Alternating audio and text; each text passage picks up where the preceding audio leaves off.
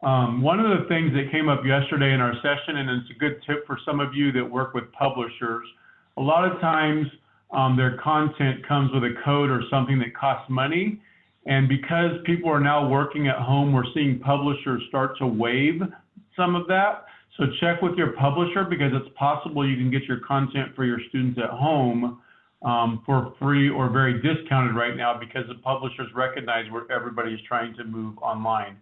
Another comment too is that you've noticed we've had some technology bumps this morning with this webinar, and that's part of it. That's going to happen in your classes too, and can be frustrating, but it's just a matter of working it out, figure out where the bump is, and then moving on. The other thing that I'm super excited about is if you're watching the chat window, you can see that with your fellow faculty, there are lots of people that have tips and ideas and suggestions to how to be successful.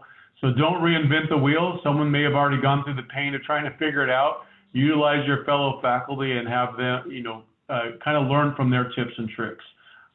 So next, we're going to go to Jennifer Grohol, and with that, I hand it off to Jennifer. Hey everyone, how's it going today? Thank you so much for taking time out of your day to join us. So I have some practical advice on how you can hopefully immediately produce some sort of learning material for for your students. So this thing number one is reach out to your faculty, or reach out to your coworkers to see if any of them are using the same textbook as you, and see if they're willing to share their material with you. For example, I found that 2 faculty members in our history department use a use a textbook that I used to use, and I built online classes for that old textbook. So I just downloaded my Canvas class and I gave it to them. Now that class totally has my bubbly voice all over it, and it doesn't necessarily fit their voice, but it's a really great way for them to have some sort of content for next week. So that's number one.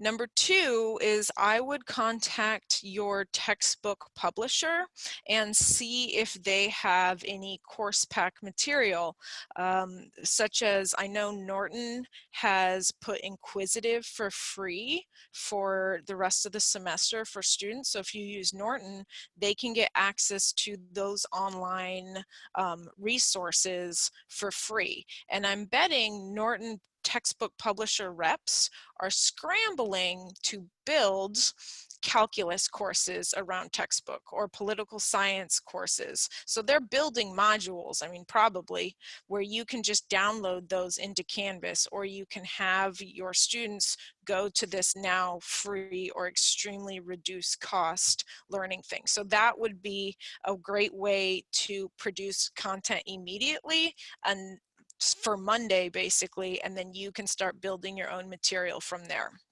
I also recommend seeing if any of your colleagues have an online class already that they're willing to add you to, so you can kind of play around in their class, or possibly they create a sandbox so you can see how they have structured their class. So you're not kind of creating an online class without having a template. And then finally, as a last resort, one option could be if any faculty in your department has created a completely zero cost online course, it might be possible for you to have the students, if they're willing to share it, have the students switch to using that course, because they wouldn't need to buy a textbook. They could finish using that zero cost learning material. So those are some things that you could do to have content for Monday. Basically, rely on your wonderful colleagues.